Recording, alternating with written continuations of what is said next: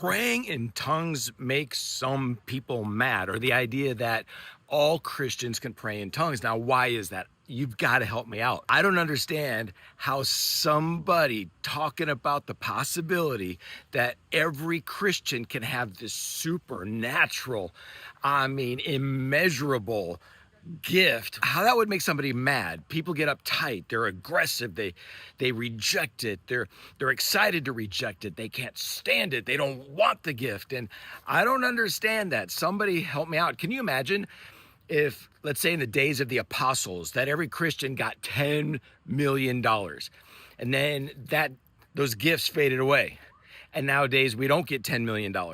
I would be a little sad about that. I'd be a little disappointed about that, right? And it's the same thing with praying in tongues, baptism of the Holy Spirit.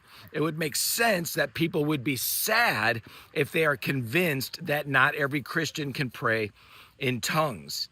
But that's not the reaction. I want you to help me out with this. Help me understand why people aren't sad. I understand there's people that have theological disagreements. I'm not talking about that. I don't mean that at all. Let's pretend that tongues aren't for everybody. Why aren't people sad about that? Frustrated, disappointed? Why aren't they just bummed out? But instead, they get angry and they push back against that. Why is that? I wouldn't push back against $10 million. Why tongues? Why is that? And I don't get it. They can't be edified if they reject tongues. They can't groan in the Spirit and have the Holy Spirit pray through them if they don't have tongues.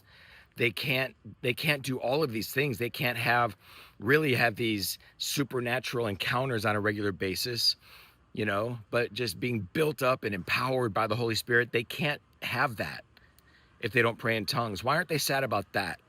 Help me understand, give me some ideas as to why people aren't sad about that.